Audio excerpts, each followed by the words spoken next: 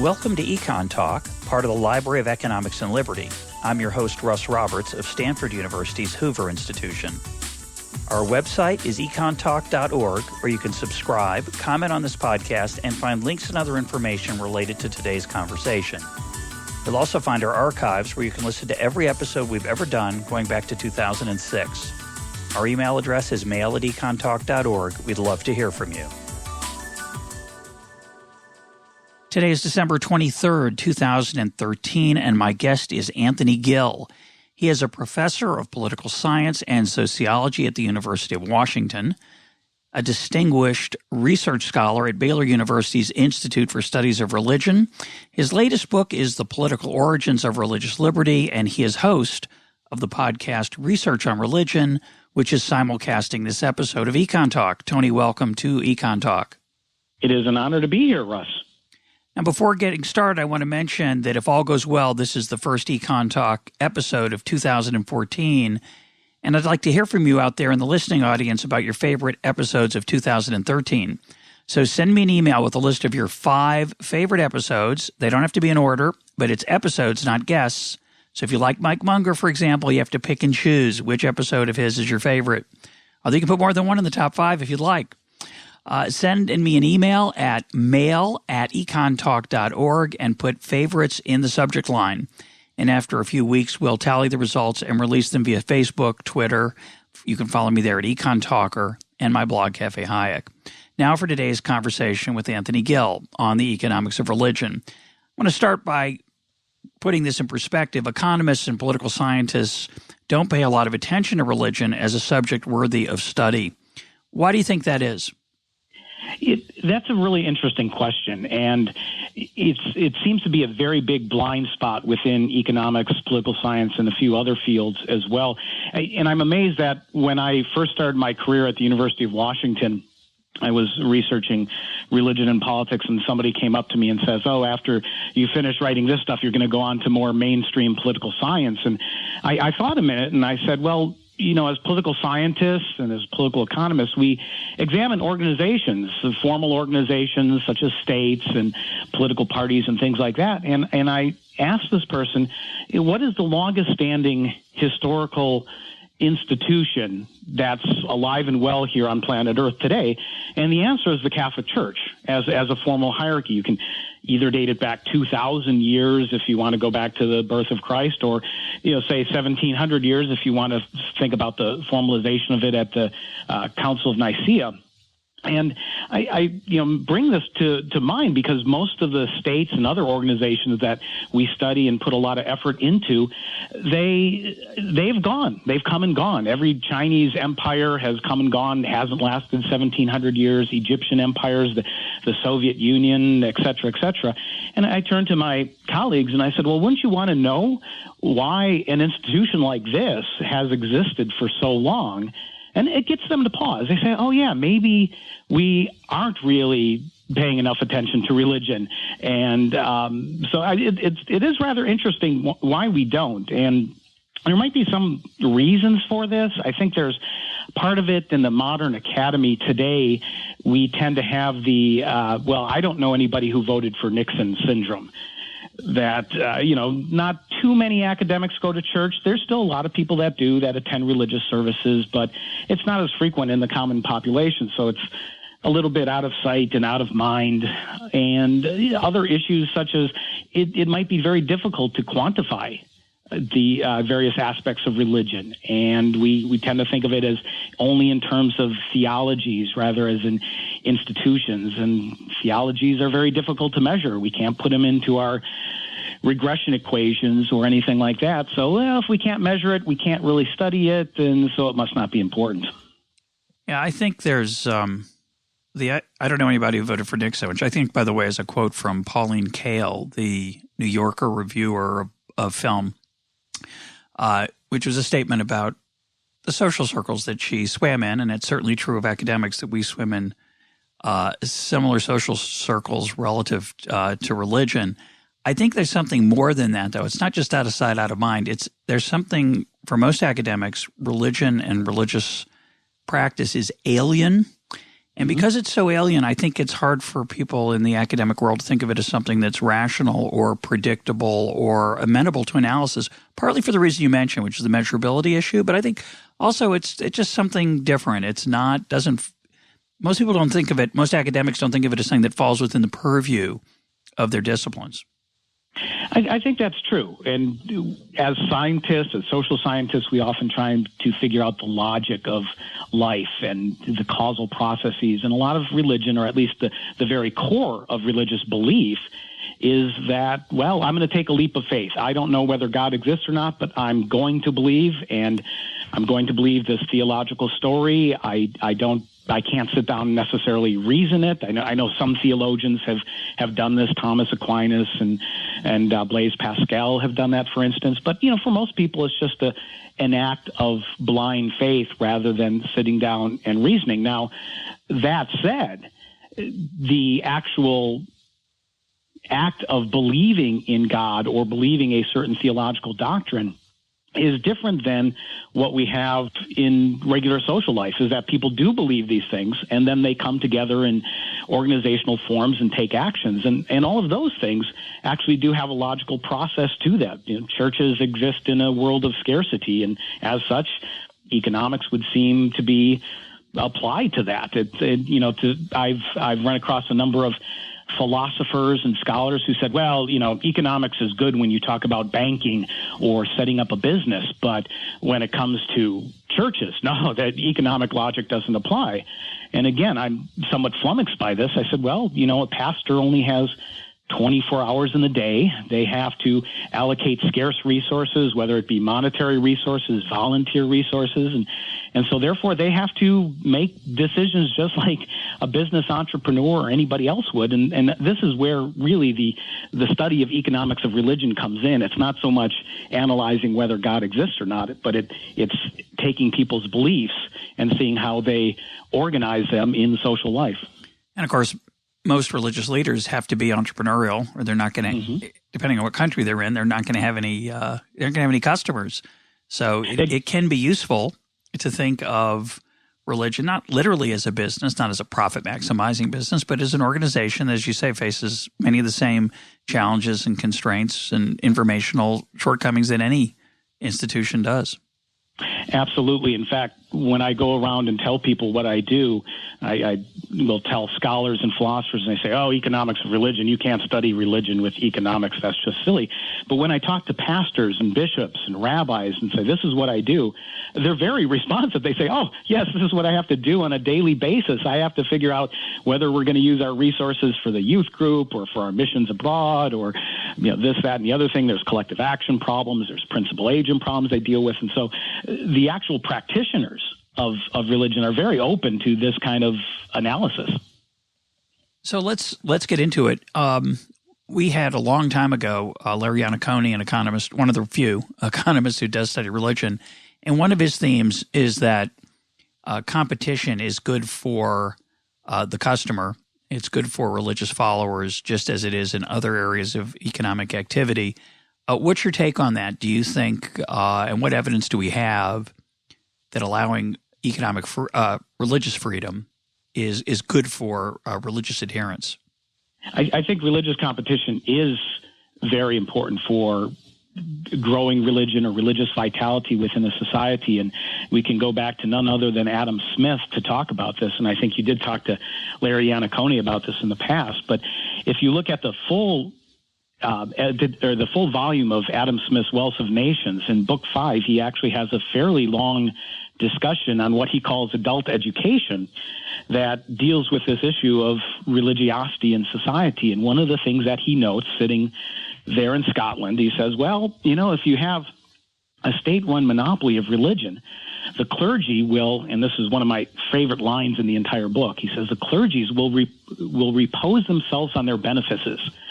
That when they receive their sustenance from the state, from the government, which is forcibly collecting taxes from people, they don't have to do very much. They don't have to worry about getting donations from the congregants and giving them essentially what they want.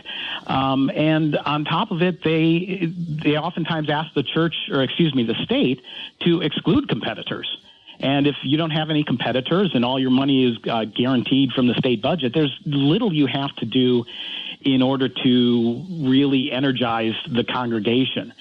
And Smith went on and was looking across the Atlantic Ocean in the case of Pennsylvania specifically, he mentions, and he says, well, they have a lot of religious freedom. And the clergy there are required to basically, for their own sustenance, engage their congregants and give them dynamic sermons and meet with them on a regular basis. And not surprisingly, religion is extremely vibrant in the United States. Yeah, so and there's no doubt about that, that's continued. We are a country that has an unusually high level of religious freedom, and we have an extremely dynamic religious marketplace. But I've always wondered whether that's kind of an outlier, whether we're just unusual or different. It's possible. In terms of other countries, what other evidence do we have that there's and as we admitted earlier, it's hard to measure, so it's hard to get empirical evidence. But what kind of evidence do we have that might suggest this is a more general phenomenon? Well, Larry and some of his colleagues have actually gone out and tried to measure this. He's used the index of industrial concentration, the Herfindahl index, in order to figure out which countries are more pluralistic and not. And he's have seen that countries that tend to be more pluralistic tend to have more active participation in religious organizations. And some of that has been challenged. That people have said, well, the Herfindahl index might have some internal biases for this. But in my own work, and this was at the time that Larry was publishing some of his work, I went down to Latin America, and I was very interested in why the Catholic Church during the 1960s and 70s was really changing its pastoral tone and was taking a more what we would call preferential option for the poor. In some countries that was happening, but not in all countries. And one of the interesting things that I discovered was that wherever the church was taking this preferential option for the poor by engaging the poor, creating what were known as Christian-based communities, and working with people more so than they had in the previous centuries, there were a lot of Protestants around. And I said, oh, that's kind of funny. I wonder why that is. And it was at the same time that I discovered Larry Iannacone's work. And so I hopped a plane and went down there, and lo and behold, you found out that a lot of the Catholic priests in areas where there were a lot of Protestants were saying, whoa, if I don't get my act together, all my congregants, my flock, who are supposed to be Catholic, and they've been Catholic for 400 years because that's been the only church in town, but now they're becoming Protestants. I had better work much harder in order to retain these parishioners or to attract them back than I had in the past. And this was even reflected in church policy. During the 1970s and 1980s, they had a theme of the re-evangelization of Latin America, and was explicitly stated, listen, Protestants are coming in. They have the freedom in some countries to do so now.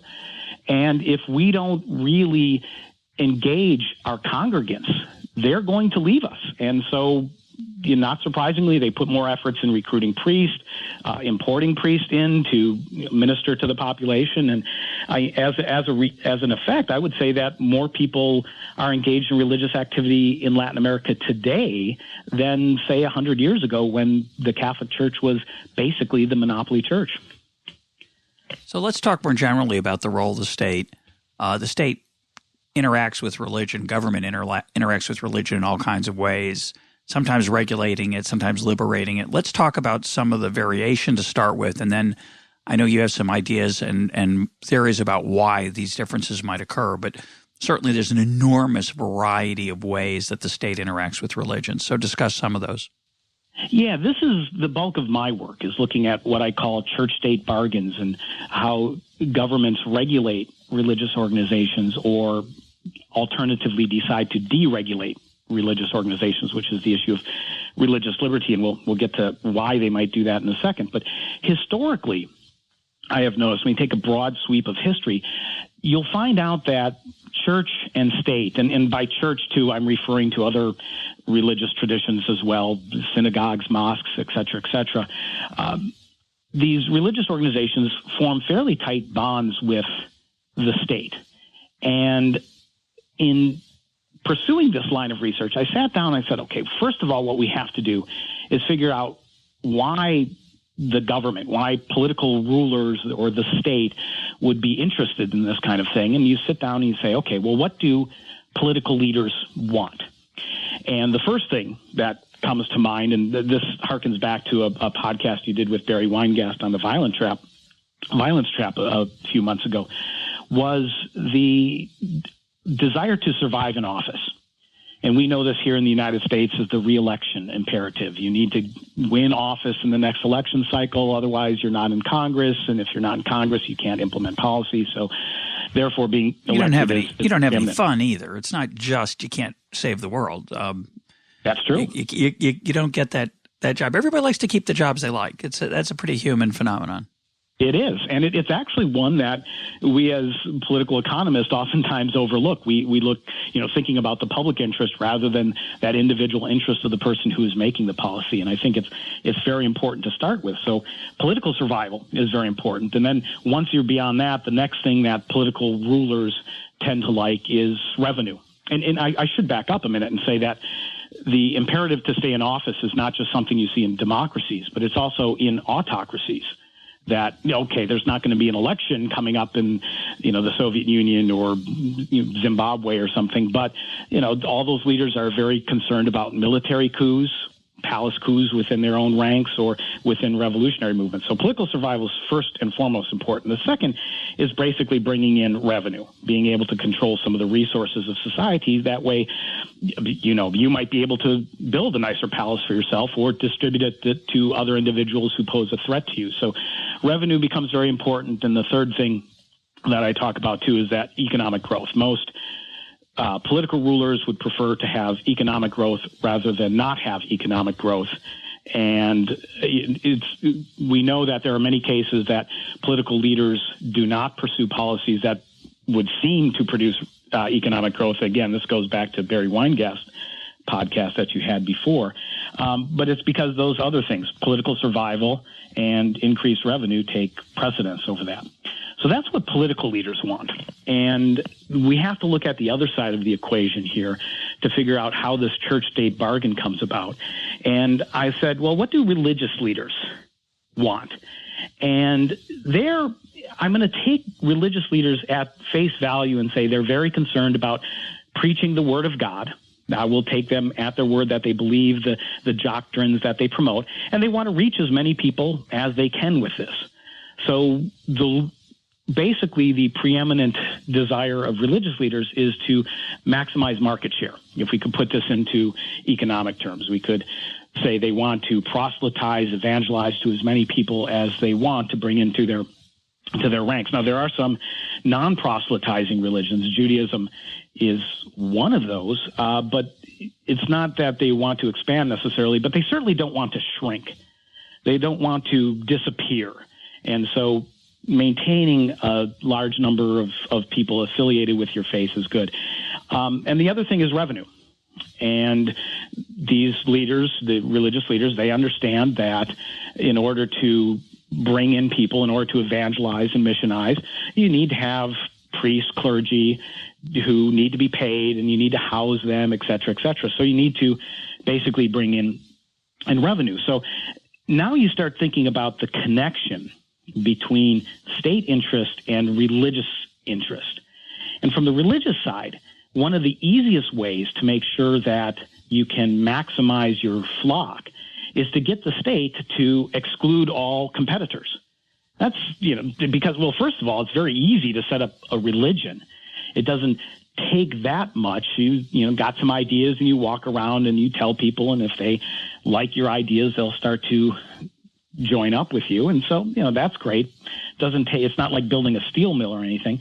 And so religious organizations are fairly vulnerable to competition, false sects or different competitors. And it's really tempting for religious leaders to go to state officials who have the ability to coerce a population and say, hey, could you keep these false religions, and you hear that term a lot when you deal with state churches, these false religions will corrupt the culture.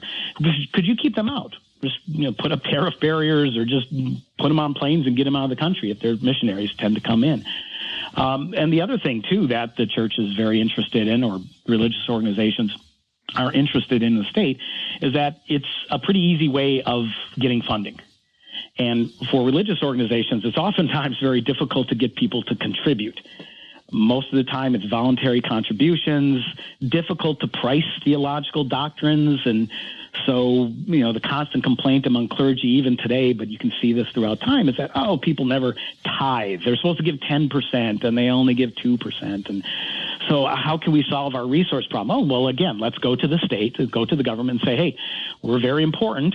Could you possibly fund us, collect some taxes? And in places like Germany today, they still have on their income tax, you pay into the Catholic Church or the Lutheran Church, and then the state collects it and distributes it back to the different organizations. So that makes sense to me, right? The only thing that I would add is that just as public officials have a mix of private and public motives, they care presumably about making the world a better place. They also care about themselves. I suspect that many in the clergy have the same temptations across the religious spectrum. So they do care about their faith. They care about their adherence. They do care about resources to make the world a better place. They also care about resources for themselves. So they want to be paid well. They want to have influence. They want to have nice everything that most human beings want. There are some who don't. There are some religions that emphasize the ascetic life. But in general, religions tend to amass power and resources that seem often to go beyond their the goals of just helping the religion.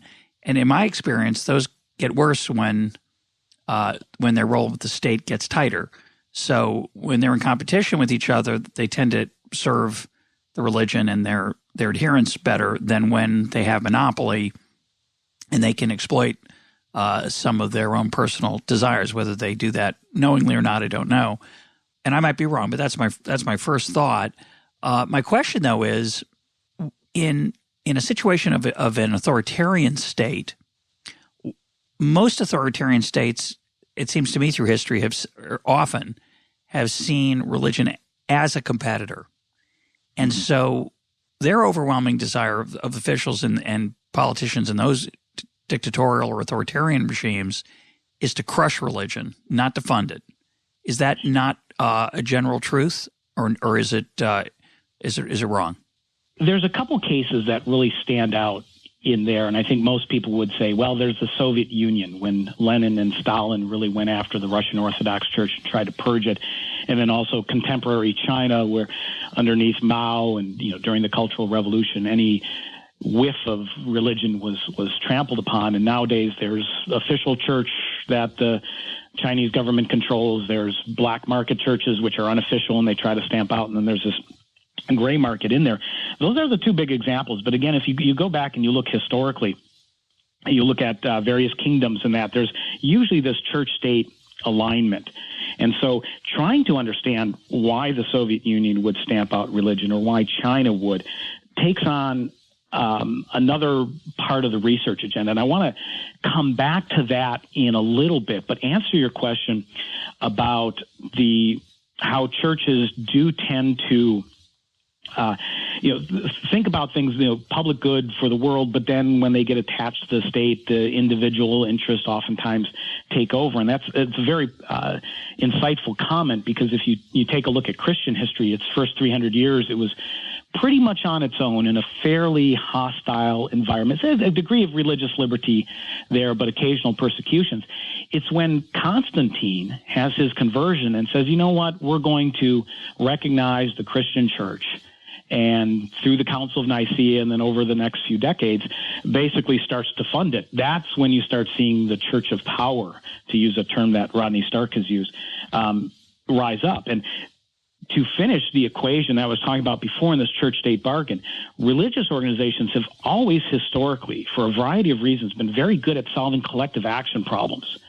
And they can mobilize people in ways that, are just utterly fascinating. There's a lot of people a lot of social scientists today study new social movements. And I said, you should really think about studying old social movements because churches have long ago solved this collective action problem. You think of the history of Judaism over 5,000 or so years. They still are a social movement, and they're able to mobilize people, to get people to act upon their beliefs. And this becomes a big threat to political rulers. They say, oh, here's another source of authority. They have a set of rules and behavioral norms that they adhere to. And if this is used against us, well, that could threaten our number one priority, which is to get up tomorrow morning and make sure that we're still in office. And so from that regard, rulers are very interested. Okay, if we can co-opt the power of this religious organization, we'll go ahead and do it. We'll keep out your competitors. We'll keep funding you. If you need funding, that's great. Just you give us ideological legitimation and or you keep your people from organizing and rebelling against us. And that's a great point. I mean, it really is, if you can't beat them, join them, and joining them can be cheaper than beating them. So it's a great way to think about it.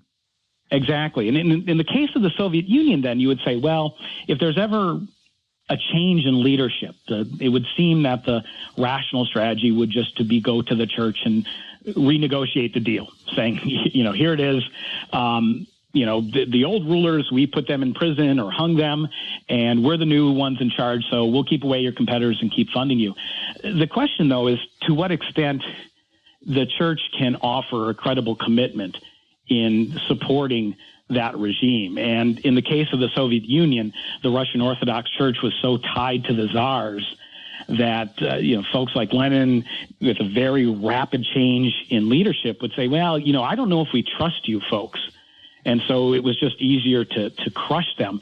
What is interesting, though, is that Stalin, and we know Stalin is not one of the great guys in history. He wasn't very accommodating to many of his opponents.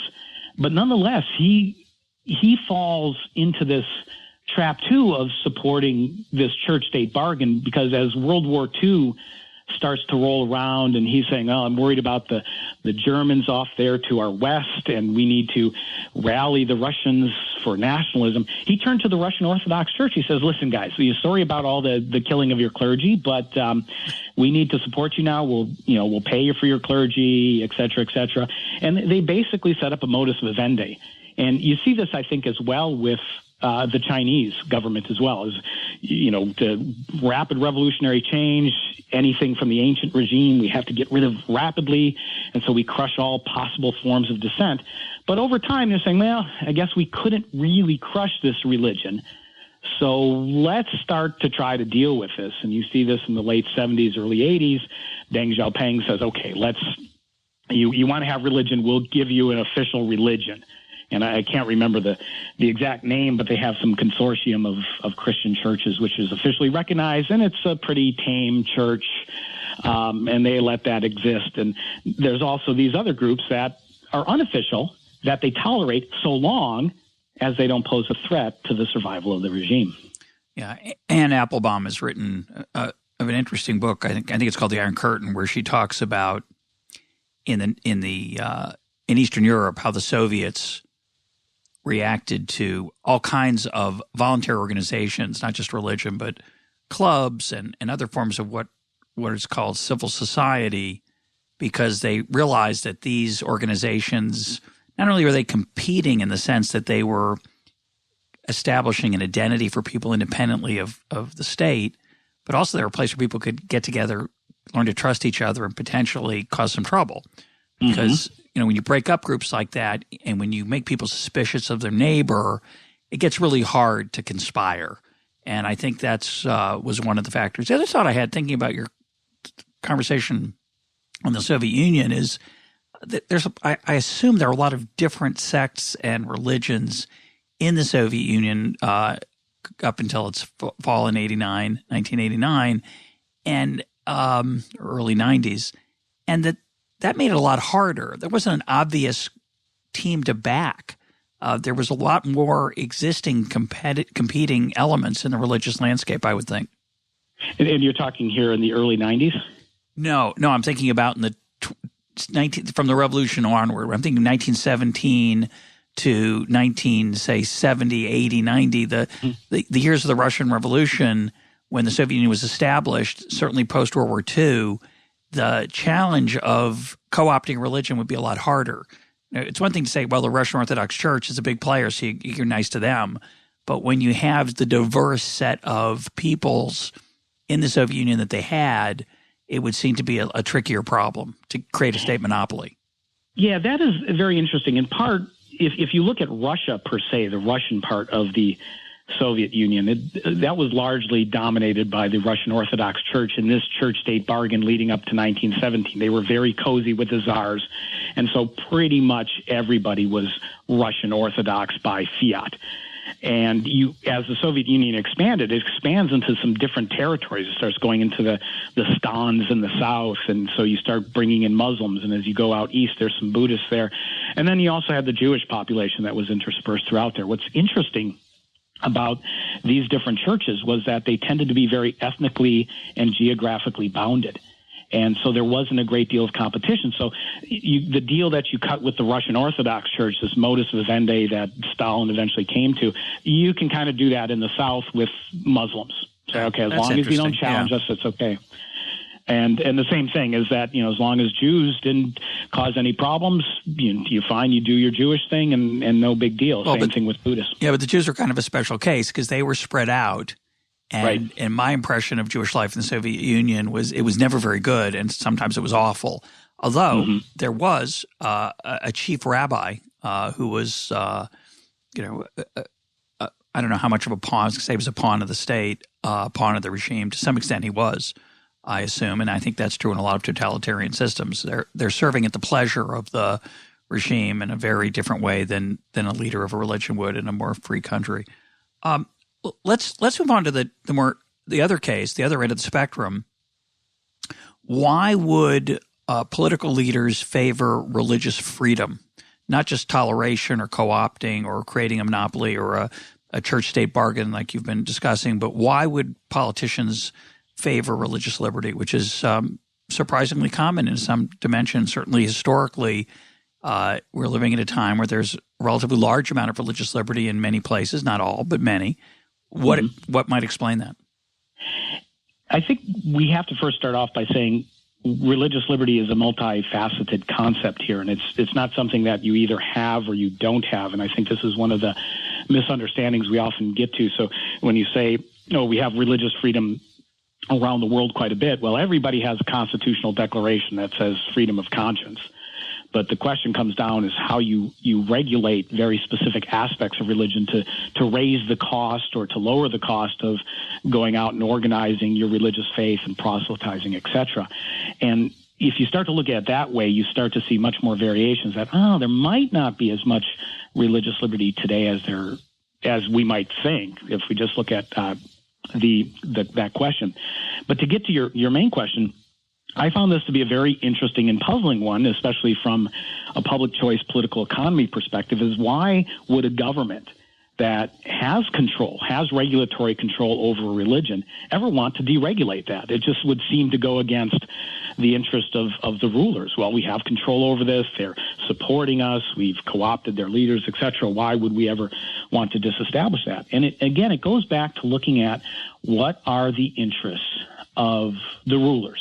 Because there are people who put pen to paper and decide to make these rules. And you have to think about, well, what are they trying to maximize? What are they trying to gain in life? And what other things are going around them at the same time? And before I get to that, the study of religious liberty and why it comes about has largely been a focus of scholars through ideational lens, wherein people think, well, John, in terms of the methodology or the theory of studying how things come about, certain scholars emphasize the role of ideas more than incentives.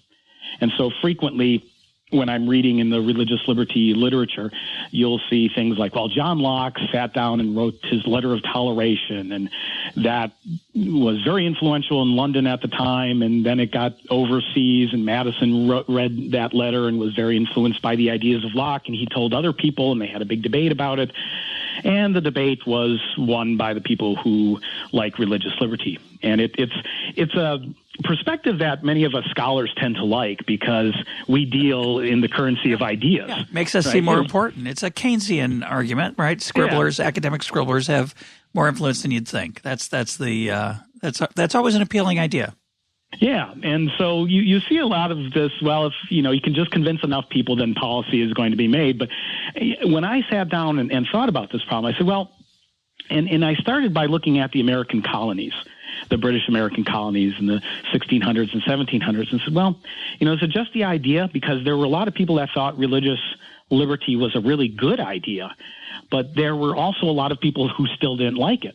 And ironically, and I think many people forget this, but the Puritans themselves, we think about the Pilgrims coming overseas and landing on Plymouth Rock to escape religious persecution, and so they're fighters for religious freedom. But as soon as they got over there to the Rock, and especially as the Puritans and subsequent decades came in, they set up their own state church, essentially. And so religious freedom was fairly limited there. So how did this stuff emerge?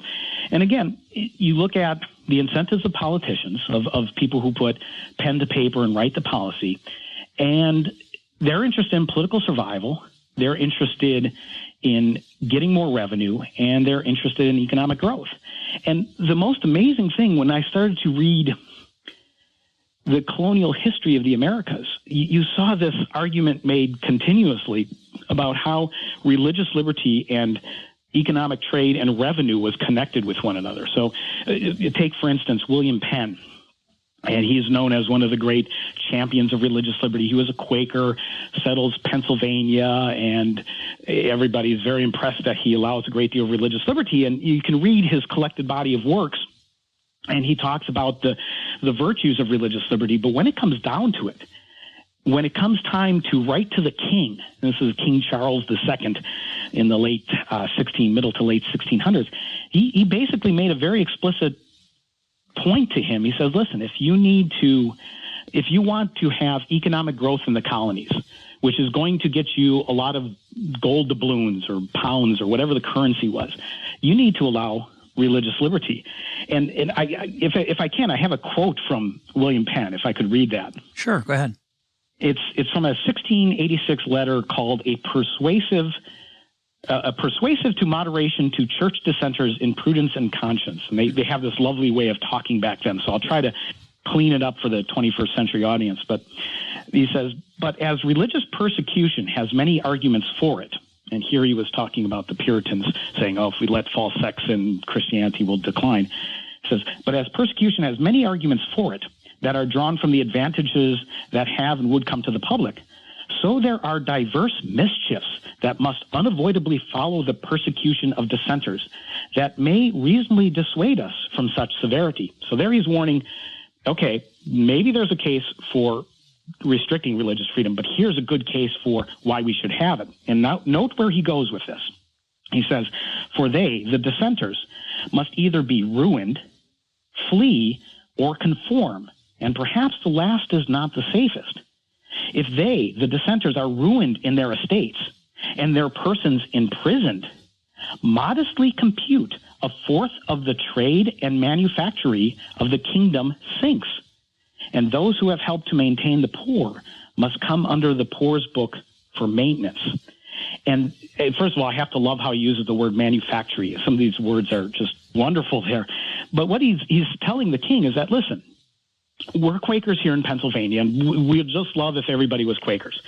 But there's Presbyterians that come over here. There's some Anglicans and a few other groups that are coming in, and they're all pretty useful for society because they make things and they trade things. And if we excluded these people, the economy is really going to suffer. And oh, by the way, dear king, if they suffer, you are going to suffer because you're not going to be collecting as much revenue. And this might lead to social unrest as well. And dear King Charles, you certainly do not want that if you remember that civil war you just had in England a few decades ago. And so it's a very explicit appeal. But it's interesting. I don't quite understand it. So what he's worried about, there are a lot of arguments you can make for the virtues of religious liberty on economic activity, and maybe we'll talk about him in a minute. But he's worrying about, I thought, conformity. So why is he disturbed if say, the Quaker faith becomes the only faith of Pennsylvania, or if the Puritan set of beliefs became the only proper and acceptable form of belief in Massachusetts? He's suggesting that it would be a less interesting and economically productive place. Is that because, conforming would seem to be okay? I think he must be implying that when faced with those choices of conform or I forget the other two, that they'd flee. They wouldn't show up. Is that correct? Yeah, so I'm thinking of the context that Penn is writing in. And I think as a devout Quaker, he would say, I would love if everybody was conforming to the Society of Friends theological beliefs. That would be a big win for him.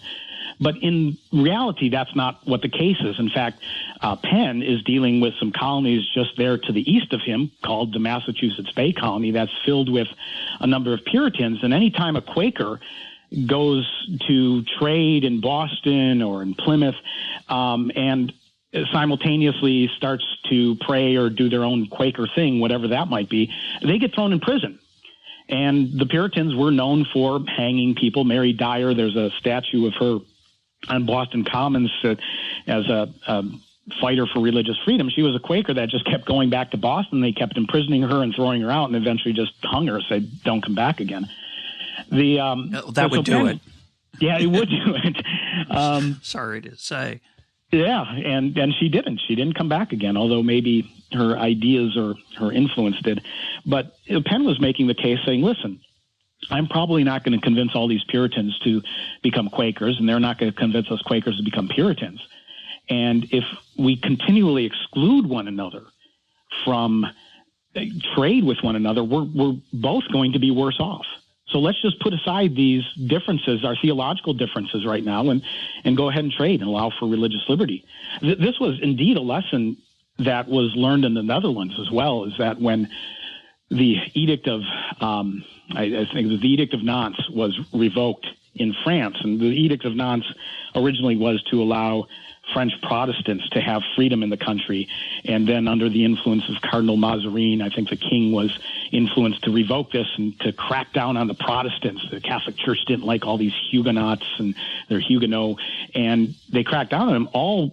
A bunch of these French Protestants fled. And Penn is actually making reference to this. They ended up going. And where did they go? They went to the Netherlands, where the Dutch said, we embrace you. You're wonderful people. You set up businesses, you trade, and you have wonderful capital assets. Come and engage in commerce with us. And the Netherlands flourished at that period of time. And so, Penn looks at this and says, listen, if we're in a world that there is going to be religious diversity, we can either fight it out, and we could possibly be the losers, or we could just say, put aside our differences, try to engage our clergy as best we can, or our congregants as best we can, and let's just go about trading. Everybody will be better off for that. It's almost a balance of power argument, that if there's a multiplicity of religious denominations, it's just best that everybody sets aside their differences, agrees to disagree, and then goes about their daily business, because in the end, what you see is everybody flourishes. Well, the other thought I had, which is, I think, a Hayekian point in some dimension, is that when you live in a pluralistic world, you're forced to be tolerant to some extent, and it helps for trade, right? If you're going to deal with strangers, which you have to do in a world of specialization and trade, it's good to be respectful of those strangers. It's good to have an ideology, which is another benefit the United States has, of this idea of a melting pot. It's not just in the United States, it's not just religious, it's ethnic, and at least that was the idea. I think we've lost some of that for better or for worse. There's some good things and bad things about it. But the other thought I had is that throughout history, Jews have been expelled from lots of countries. They've been put in jail and they've been hanged and burned and killed. And it's interesting you mentioned the Netherlands, because I think after the Spanish Inquisition, which starts in the late 14th century in persecuting Jews, and I assume others, but I'm more aware of the Jewish part. The Jews end up being expelled from Spain in the magic year of 1492, where they had been a very prominent part of the economy. Mm-hmm. They go to the Netherlands, a lot of them. They go a lot of places, obviously. They scatter around the Middle East. They scatter around the Mediterranean. But one of the places they go is to the Netherlands, which, as you say, was very welcoming of different kinds of people. And I'm sure they had a positive effect on the economy of the Netherlands. And I don't think Spain did so well after that. That could be a coincidence. Correlation is not causation. But certainly having an intolerant attitude toward other people versus a more tolerant one is going to change how well your economy performs. Yeah, absolutely. And I mean, this is one of the things that William Penn is looking at the time. You know, the other challenge that William Penn had was to populate his colony. And he just basically needed warm bodies there to get the economy growing. And so he said, listen, we're Quakers here. I'm a Quaker. But if we only restrict it to Quakers, not enough people are going to come out. And so, I've seen, the ill effects of my Quaker brethren in the Massachusetts colony be persecuted. They don't want to go there. But, well, what if we let Puritans come by us, or Presbyterians or German Lutherans? In fact, he actually advertised for people to come to this new colony in Germany and said, we promise you religious liberty. You're not Quakers. We're Quakers. But you know what? That's fine. You come and be industrious.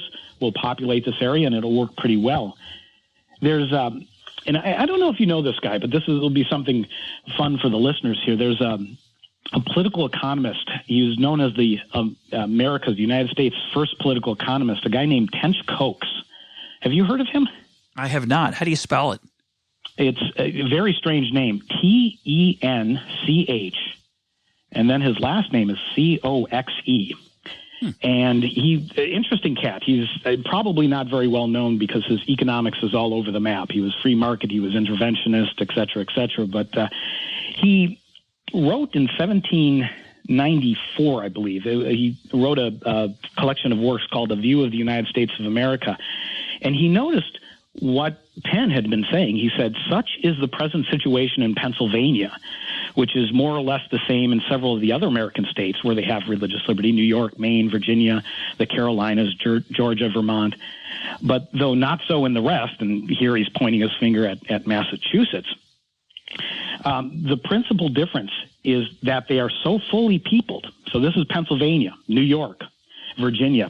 They're so fully peopled that there are no new lands of value unsold and farming lands which are not improved. In those states, agricultural, commerce, manufactures, the fisheries, and navigation afford comfortable sustenance and ample rewards of profits to the industrious and well-disposed amidst the blessings of civil and religious liberty. And so he looked across and said, wow, Pennsylvania, what a multiplicity of different confessions. How wonderful and how productive you are.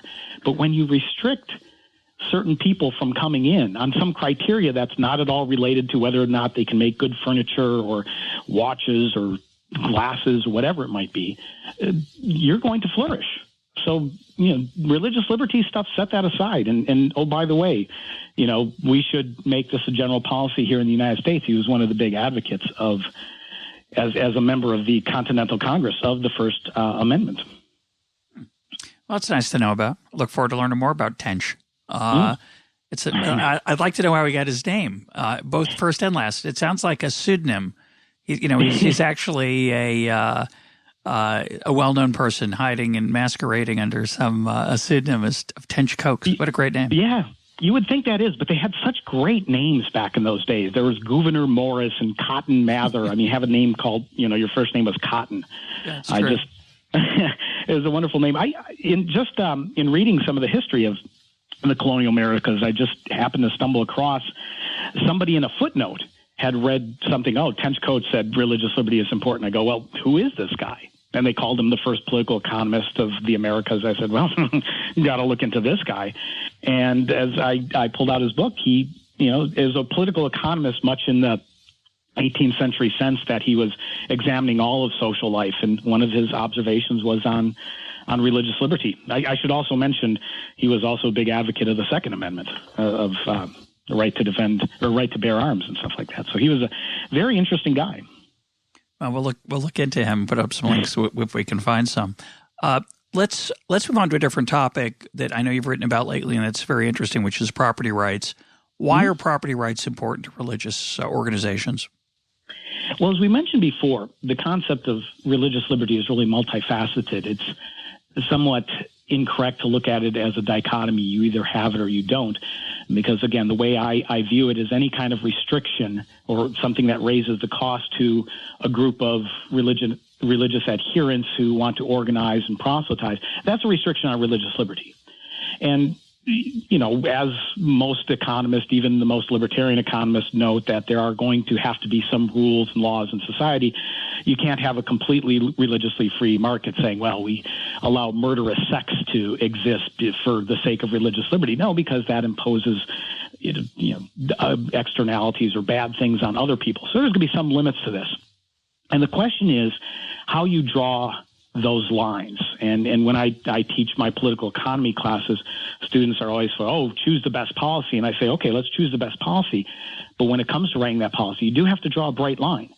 So where do we draw the bright lines? Now, interestingly, one of the areas where religious liberty issues are really becoming important here in the United States, as well as elsewhere around the world, is this issue of property rights.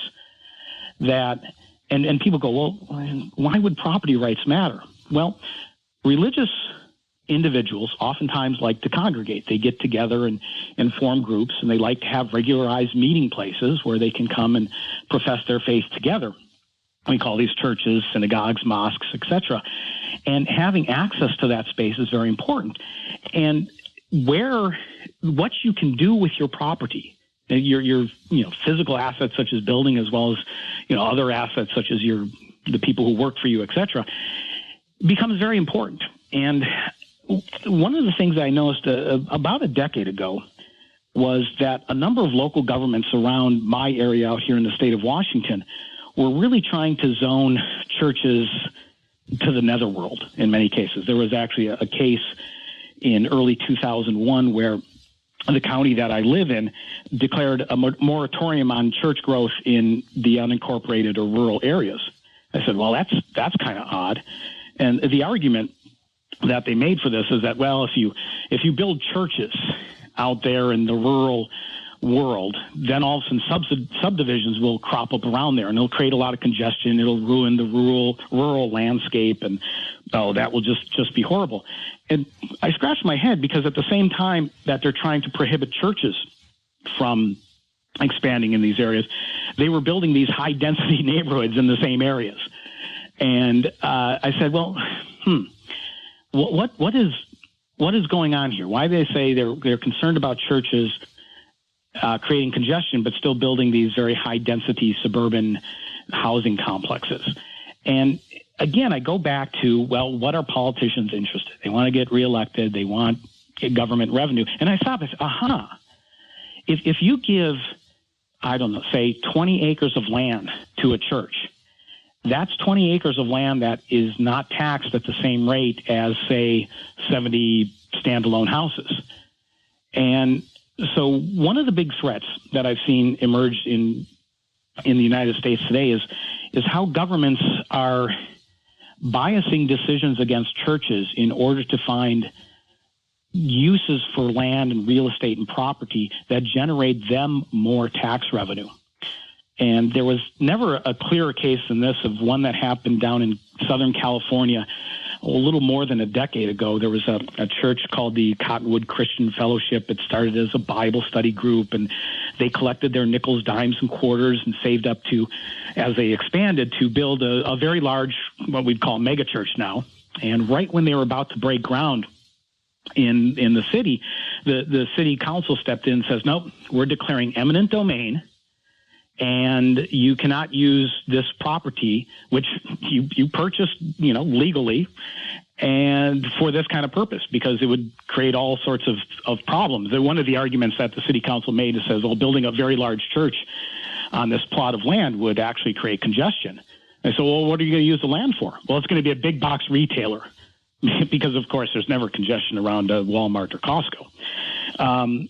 And it became very clear. That's just such a fascinating example, because the property tax aspect of it is obviously very germane to the interests of those politicians.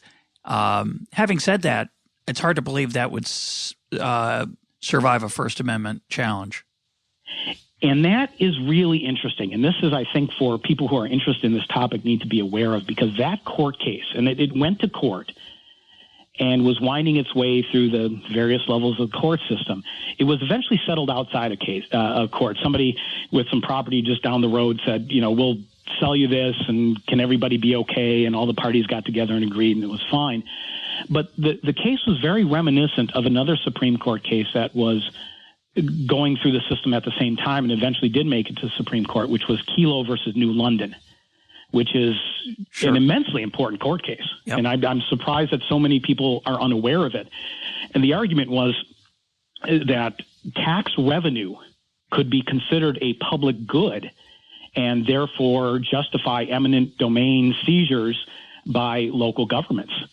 And whereas previously eminent domain was only invoked if you had some kind of physical building, a sewage treatment plant or a freeway that could only go through this neighborhood. But now you open the Pandora box of, tax revenue is a public good because you can use it for police and firefighters and puppy dog shelters, et cetera, et cetera. It gives local governments enormous power. And when it comes down to this, and temptation. And temptation, yes. And I remember when that Supreme Court case was decided, so many local government officials came out to the microphone and said, "Oh, don't worry about it. We're not going to, just start taking your property." Yeah. And 2 months later, they were talking about, gentrifying downtown neighborhoods and taking people's property. But there was a legislative backlash because people were very upset about it, and a lot of my understanding is at the time, maybe it's changed since then, but a lot of legislatures tried to reassure people that they would not take advantage of that. Is that true? Yeah, they did.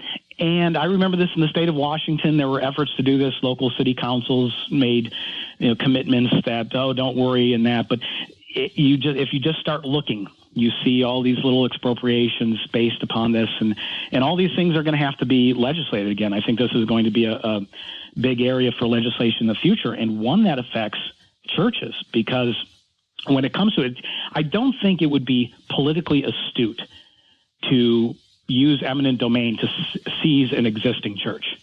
That looks like you're kicking puppy dogs. Yep. And so no politician would want to do that. Plus you have the collective organization, the collective action of the church really can, bring a lot of people marching downtown at City Hall. But a church that wants to expand its property or wants to plant a church somewhere, it's going to be much more difficult, because now governments can say, you're not going to pay very much tax on that property that you have. It tends to be tax exempt or taxed at a much lower rate. And, we're going to put in the local Piggly Wiggly store here because they're going to generate more property tax revenue and sales tax revenue, et cetera, et cetera.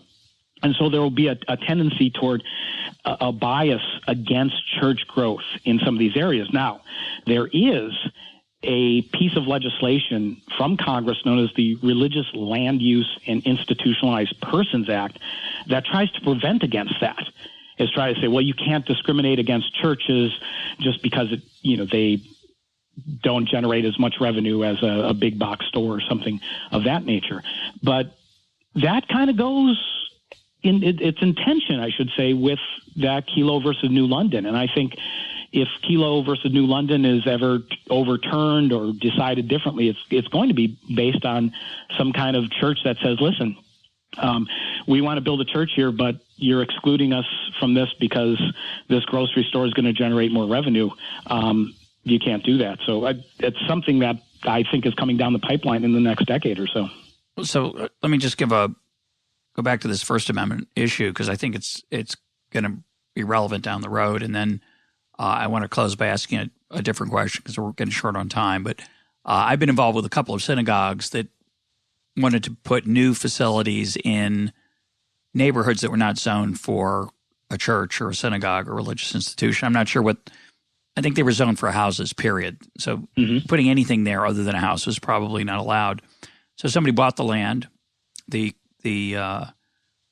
the religious community, the Jewish community bought the land, the synagogue, and then they wanted to build something there. And they were, both times that I was involved in it, challenged by local residents who either for a variety of reasons didn't want a synagogue in their neighborhood. It was usually done on congestion arguments, was the usual argument.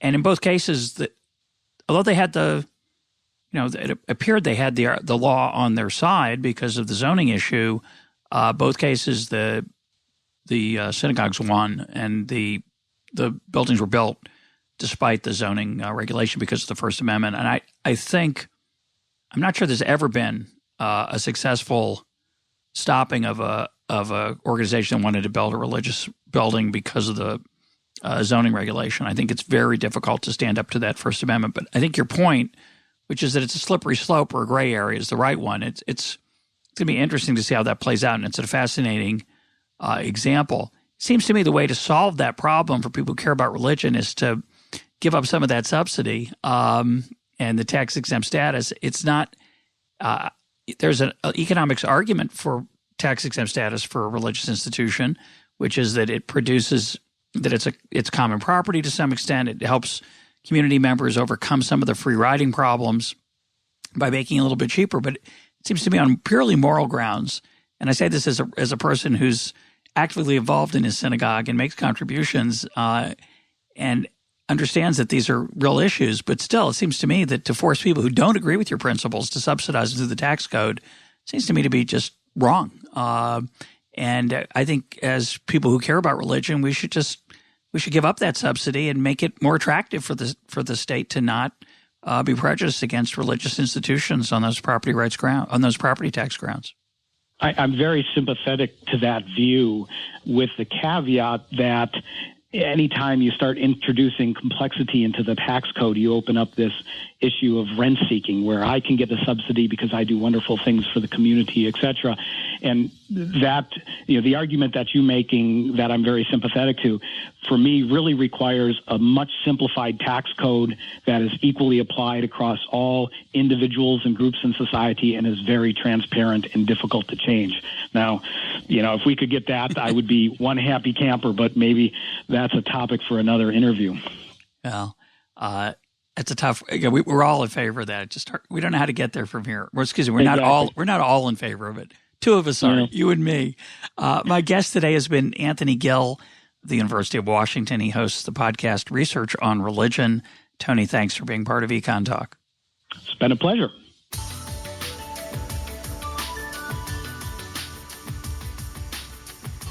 This is Econtalk, part of the Library of Economics and Liberty. For more Econtalk, go to econtalk.org, where you can also comment on today's podcast and find links and readings related to today's conversation. The sound engineer for Econtalk is Rich Goyette. I'm your host, Russ Roberts. Thanks for listening. Talk to you on Monday.